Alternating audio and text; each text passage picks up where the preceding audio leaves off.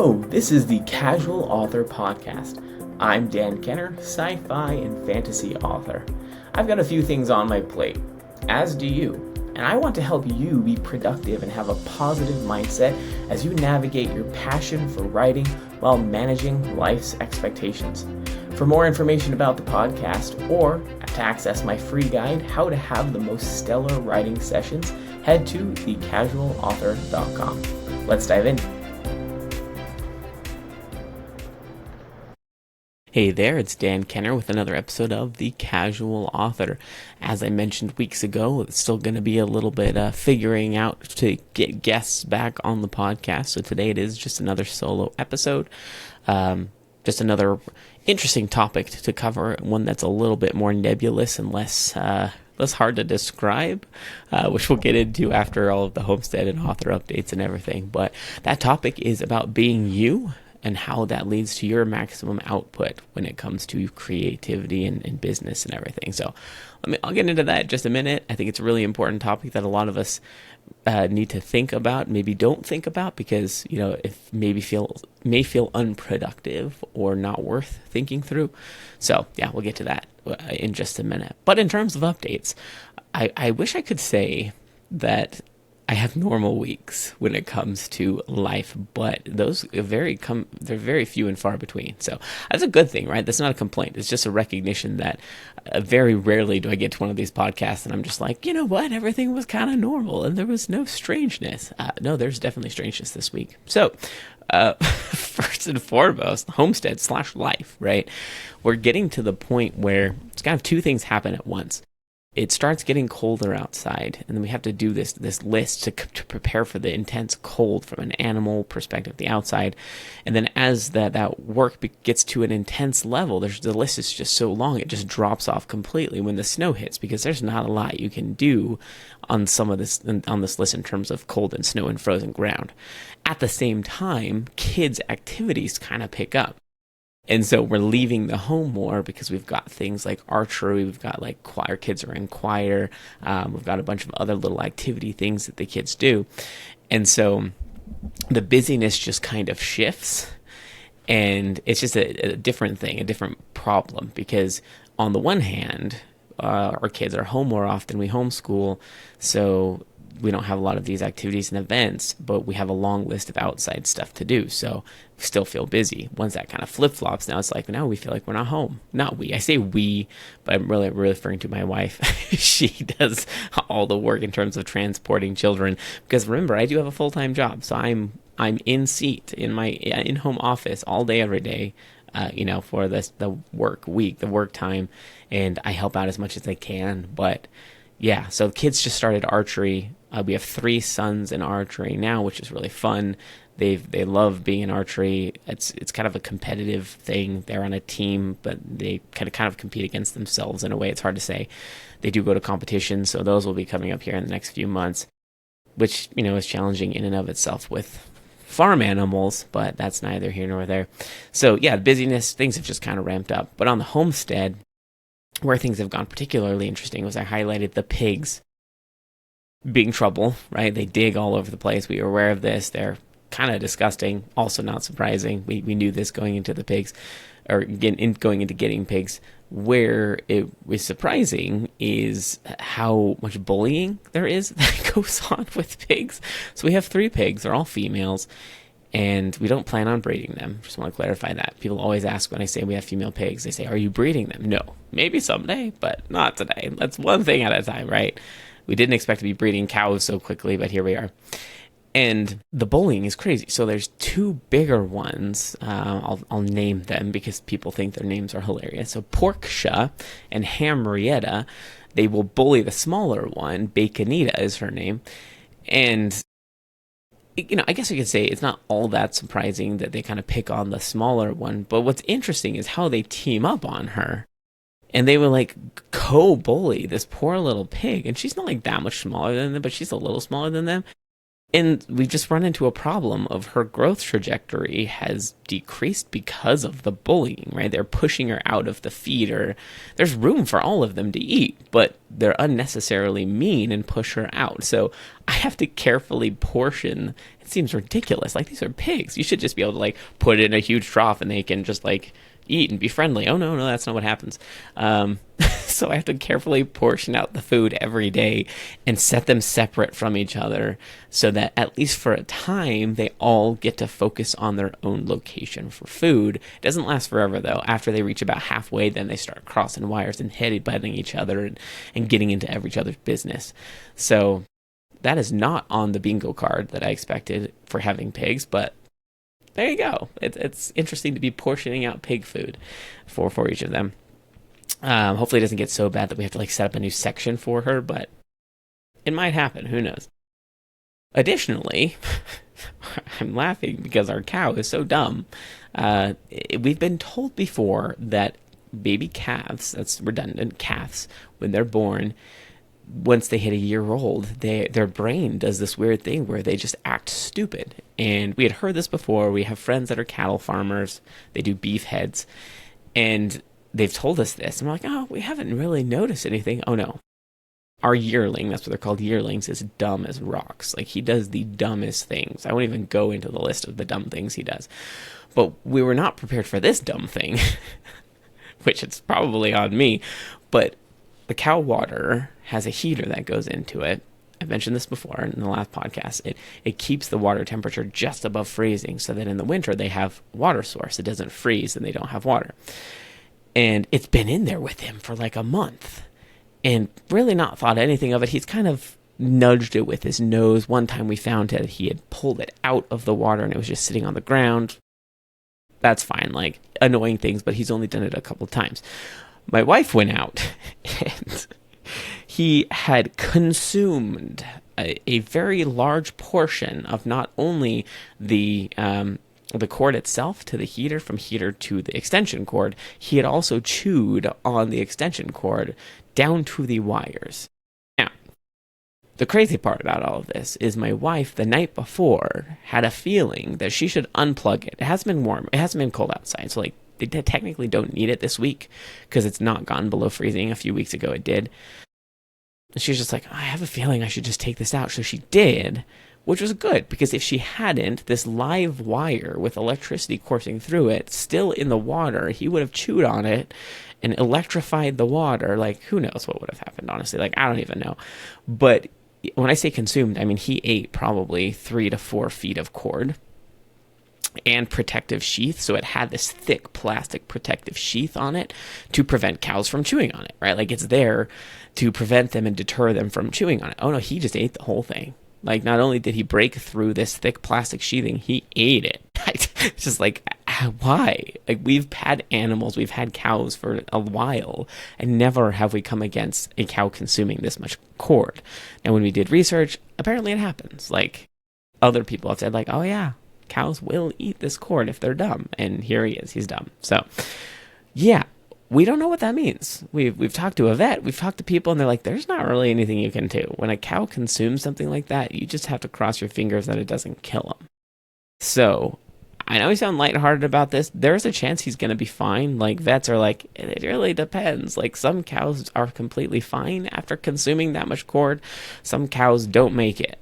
So, at this point, we're just kind of crossing our fingers, hoping that he doesn't die because he's a valuable asset. You know, he's a pet. We're also planning on eating him. I know you might not like hearing that, but that's the truth. He was meant to be a beef cow. So we're just kind of watching him to see. He hasn't had any symptoms. He hasn't had any negative effects. So I don't know. Well, we'll just keep watching him going forward and see what we have to do. You can buy a magnet. It's kind of like long and skinny that will gather together the metal component parts and keep them in a ball, and it will just live in him forever because he'll never pass it. But you can kind of keep it contained with this magnet. We've thought about buying one of those, but we haven't gone there yet. So if you have advice, let me know. Comment or email me, dan@thecasualauthor.com. Let me know if you have a recommendation on how to address this. But yeah, once again, something we did not plan for.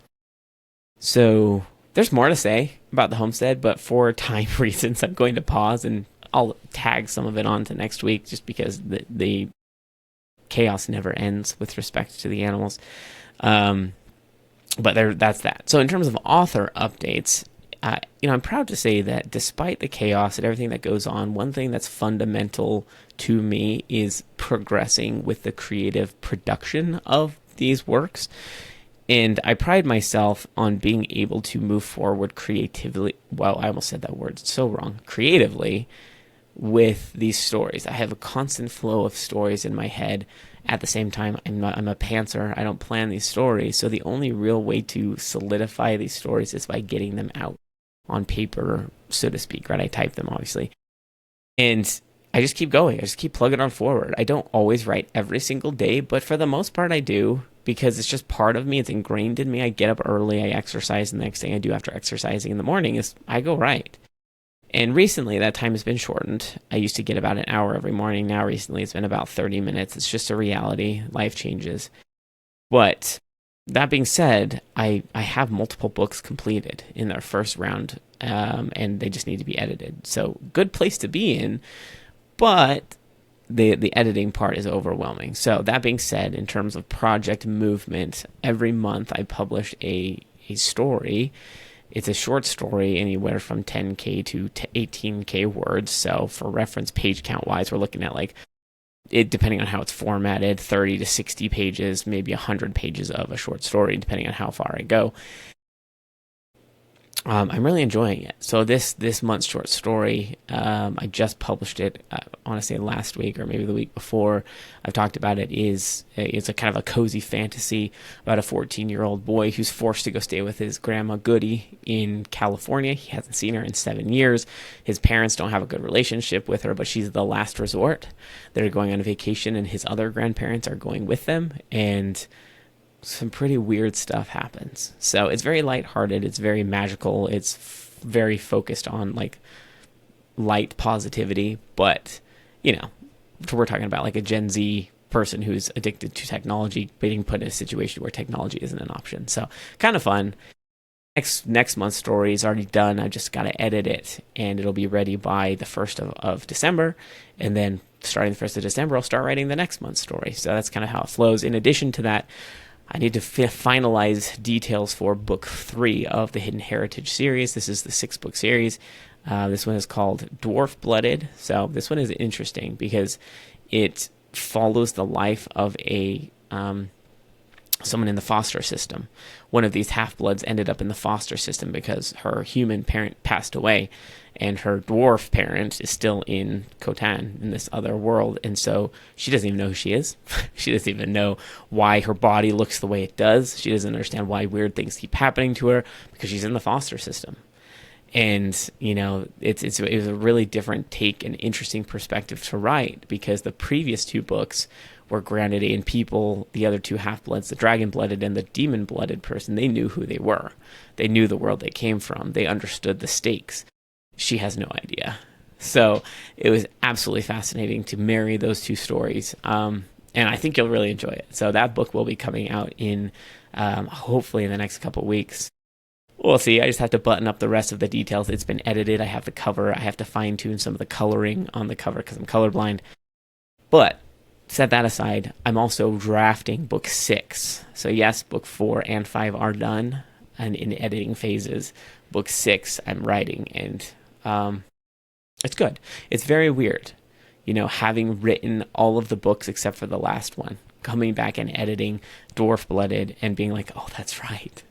These characters, this is where they are, and knowing where they are in book 6 is just crazy, right? Because I know everything that happens between the 3rd book and the 6th book, and it's just crazy. So different headspace to be in, but I'm probably about a fourth of the way through drafting book 6, and I would love to get that done by the end of the year, but we'll see. There's a lot that needs to go into it, but yeah, I'm just excited. The drafting process is so seamless for me. I love that process, the creativity. It brings me so much satisfaction. Ask me to edit something, and I think I'd rather shave my head and dunk my head in a bucket of ice water. in the middle of winter. Like, that's how much I like editing. I wish I could say something else, I wish I could sugarcoat it, but some people love editing and I admire those people. My brain does not handle that editing. So I'm thinking about tactics to try to get myself over that, because you can't avoid editing. I do pay a professional editor who does a phenomenal job with my books, but I try to at least provide a somewhat clean edit for her, just so she doesn't want to scream at me. So if it was as easy as draft this, send it off, that would be an ideal world, but I'm not rude like that. I mean, come on. So I do edits. I grit my teeth and do it. So that's the state of the author business. The last thing I will say, as I mentioned last week, my wife is stepping into helping me organize things. She's a glorious human. I will be very grateful for her forever, for eternity. And she's like, oh, I have so many ideas of how to organize this. So who knows? Like, you might see some changes with respect to the podcast and my social media behaviors. We did have a conversation with a full-time indie author, a friend of mine. He's professional. He does very well, to get some ideas on where to get started. And it was, I will say that it was meaningful to come out of that conversation.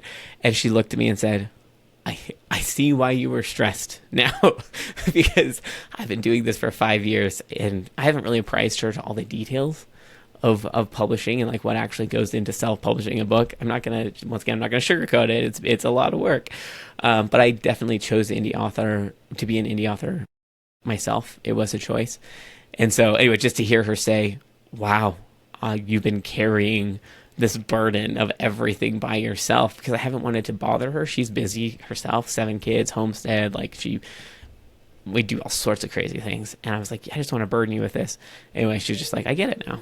I totally get where you're coming from. So there's that.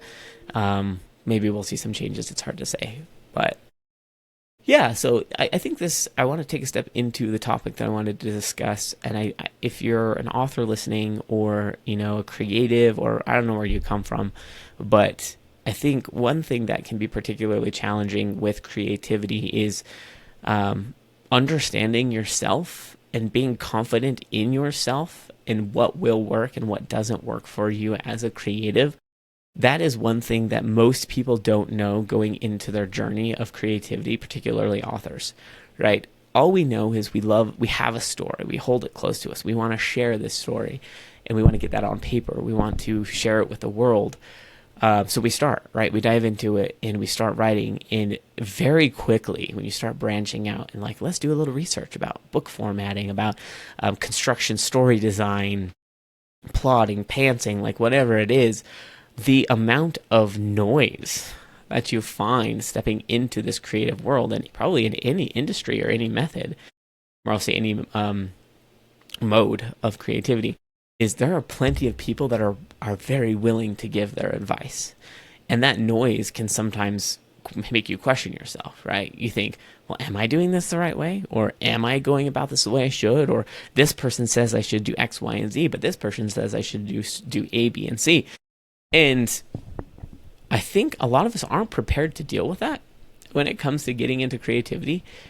And I really had a turning point myself when, in the first couple of years of publishing and writing, I was just kind of doing my thing and taking in all this noise. And I was admittedly receiving feedback of, well, you shouldn't discovery write your books. You should plot. Like, your books will be infinitely better if you plot.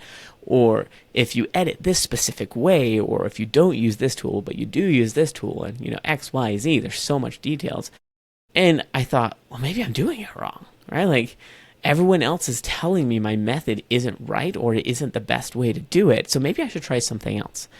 And so I had a period where I did it. I was like, well, this book says I should try this, right? This famous book, I won't name names because I don't want to cause anybody to hate me. Right? I'm not about making people feel bad. But this famous book around plotting suggests that you do it this way. And I was like, okay, I'll try it, right? Tried it, complete dumpster fire. It's like, what happened? Like, it was supposed to work. Tried another method, another dumpster fire. Okay, well, that didn't work either. Is there something wrong with me? Maybe I'm not understanding it. Maybe I'm not implementing it properly. And I spent a number of months doing this. And now, as you can imagine, when you get in a space where you're questioning what you're doing and you're not confident in what works for you, your productivity really goes down. And I wasn't writing all that much, and I wasn't really marketing all that much, just because I was trying a whole bunch of different things and nothing felt right. And it was really when I came to the realization that, like, what if these things never work for me, right? I'm not talking about giving up, but maybe I'm looking at this the wrong way and not trusting my intuition, not trusting what I know feels okay and works for me. Maybe I'm putting too much stock in other people's opinion on what's best and what's better. Now, I will say there's always a place for these help books, for these people offering their advice. I'm not calling them out as liars or telling them they're wrong.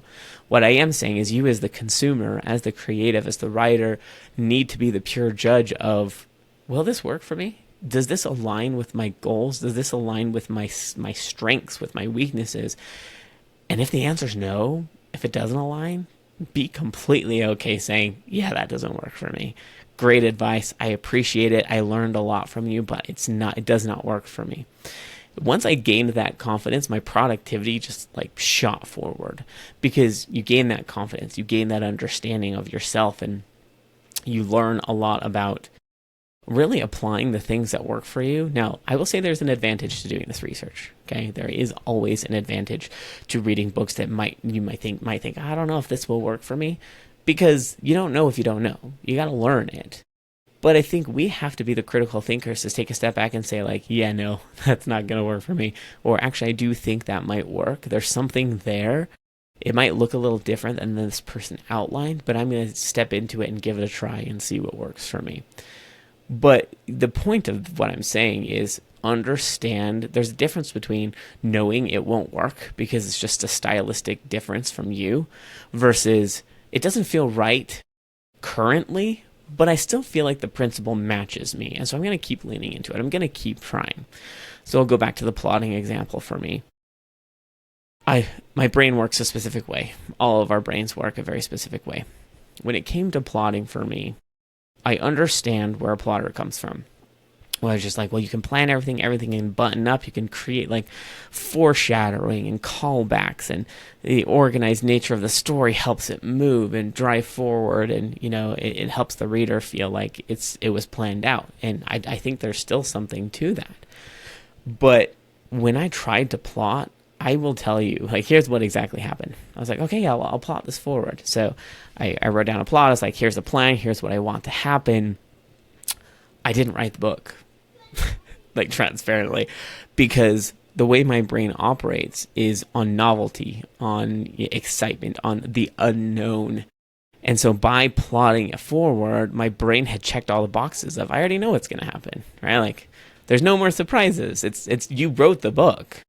You outline the book and it's done. There's nothing else to discover. You may be listening and think, well, there's plenty to discover, right? You just start writing the book and you'll discover more, which may be true. But it wasn't exciting to me. It took away the excitement and I was not motivated to write the book. So I like to say I ruined a couple books doing that because there's nothing, I already know what's going to happen. The surprise is gone. For me, it works to be able to sit down and have an idea and to put my fingers on the page and just let it flow. It's like reading the book for the first time. And my production speed output is just so much higher when I recognize that, this plotting thing, it just doesn't work for me. Once I came to terms with that and kind of kiboshed, for lack of a better term, the thought that if you pants something, it's not going to be good or it's not going to meet readers' expectations. Based on the feedback I'm getting from people, that's incorrect, right? Because the feedback I get from people is always, how did you do this? Like, how did you have no idea about the story until you wrote it? And my answer is like, I don't know, right? Like, brains do some really wacky things. But I will say my first trilogy, The Lightbearer Chronicles, literally at the end of that book, certain things happen. And I sat back and I was just like, I cannot explain how that all buttoned up together, because there were certain things at the beginning of the first book that were always up in the air. I was like, I don't know what that means. Like, maybe I'll figure it out. I'll figure it out. I always just had this trust, like, yeah, I'll figure it out at some point. And it got figured out. My brain in the writing process just like connected the dots. I was just like, I don't know how that happened, but I'm not going to complain. Right. And, I think there may be cases where, sure, if you look per capita or per example, overall at pants books versus plotter books, it's hard to say which ones are better, right? I can't speak to that. I'm not going to. It's obviously, it's very objective anyway. But I was inhibiting myself because the messaging I had received was, if you don't plot your books, it's not going to be as good.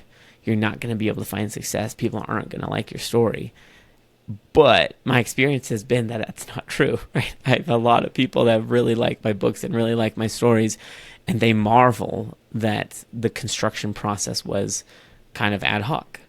Now, I will say that and my writing's not perfect. Like, I don't want you to be listening to this and think like, oh, he thinks he doesn't make any mistakes. Incorrect. That's what editing is for. The number of times I go through editing and there's just like a random character or random detail that never comes back in the story, it's just like, oh, well, that was a mistake.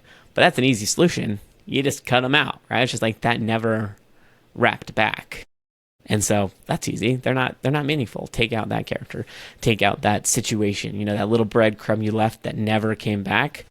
That's fine. Like, it won't detract from the story to cut it out. And so that's what the editing process is. I can't account for all the weird little threads my brain does while I'm writing. But yeah, I don't worry too much about that because I can edit it out. So I'm trying to come to the realization when it comes to editing what that means for me. But the moral of the story here is, if you're listening, you're going to receive a lot of feedback, and accept the feedback graciously.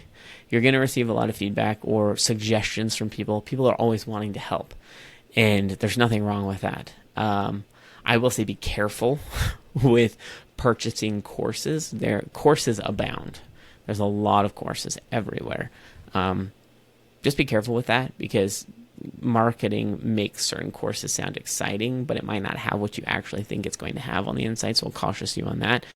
And even when you do purchase courses or you get into it, just be really mindful of, just because you paid money for it doesn't mean that you have to take every piece of advice that was inside. Really gut check it against yourself and say, like, okay, I really resonate with these pieces, or these other pieces I don't really resonate with, so I'm just going to set those aside. Just because you paid for it doesn't mean you actually have to use every aspect of it. This isn't intended to be a promotional podcast, but these aren't sponsors. But I will say, if you're a new author and you're seeking some organization and or advice on how to go about doing things, I will recommend a few different places. So Self-Publishing Formula is a great place to start. I feel like they actually have pretty, I would say, appropriate recommendations across the board. Then you've got Kindlepreneur. I can add that link as well. That has some really important advice and details around organization and business management, as well as just like the production value itself. And they've got some great tools as well. But then I will also reference The Casual Author. Excuse me, that's my podcast. That's me here being presumptuous. No, I meant to say The Creative Penn by Joanna Penn. The Creative Penn, I've been listening to it for years, and I quite enjoy that podcast. Joanna has been on my podcast before. She's great, very positive. I think not every episode she posts is extremely meaningful to me, but I think the piece that really gets me is I always find little nuggets that apply to my life. There's a lot of things I'm like, yeah, that wouldn't work for me. But there's a lot of things where she's just experienced a whole range of things, and she delivers it in a really friendly, positive way, that if ever I find myself in a place where I'm just like, oh, I'm overwhelmed, or I don't know where to start or how to keep going, listening to that podcast is just like awesome. So those are pieces of media that I would recommend to you, and if you're looking for advice. But I will say, just everything that's going on in your life, you don't have the option of allowing outside input. Well, that was redundant, or that was a strange way to say it. Outside influence detract from your ability to produce and be honest with yourself, and just get out there and be creative. So be mindful, trust your intuition, accept feedback, like I said, graciously, but don't feel like you have to implement it, and really trust yourself. The only person who knows the most about yourself is you. And sometimes you have to come to that realization. You might not know today, well, what's going to work for me in terms of this, or what's going to work for me in terms of this. But ask the question, do a little bit of research, and just reflect and think about it. Be like, okay, yeah, that does or does not resonate with me. And pick the things that resonate with you. I have been forcing against social media for years and years. That I won't go into the details there, but social media and Dan Kenner don't jive. And I've reflected over and over again about why that's the case, and I'll give some insight into that. That comes from social media, in essence, comes from a space of lack of authenticity.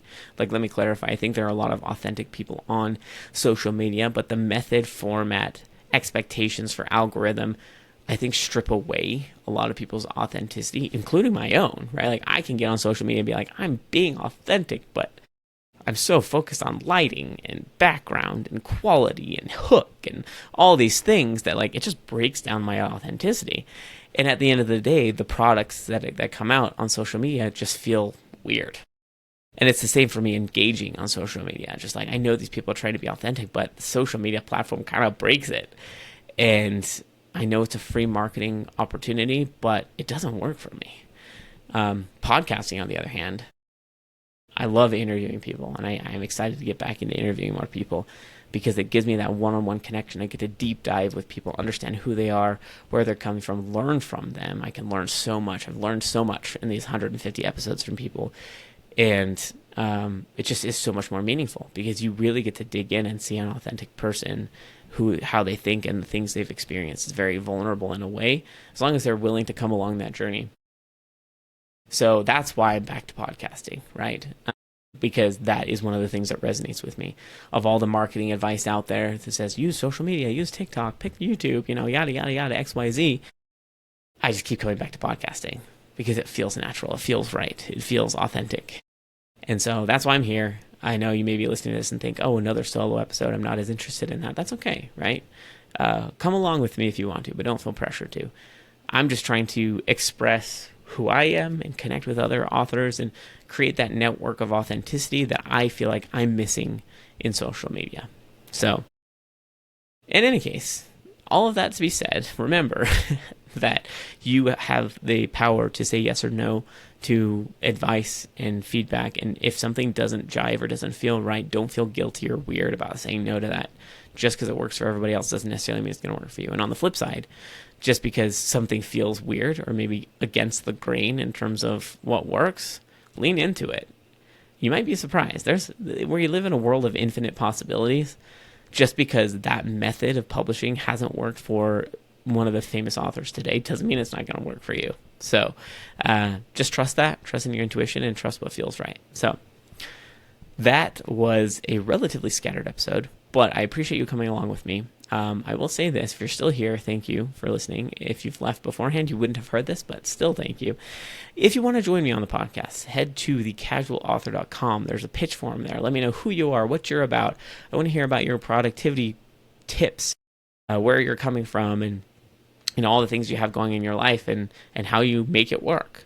Because I think all of us are seeking to make this creative writing thing work, and we all have different things preventing it or making us feel like it's preventing it. So join me, thecasualauthor.com, pitch form. Also comment, let me know where you're listening, what you're thinking.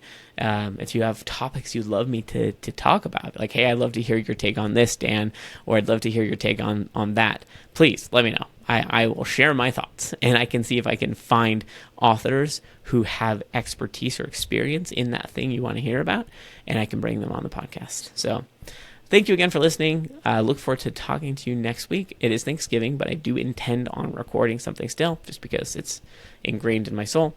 And yeah, I appreciate you, and I'll talk to you next week.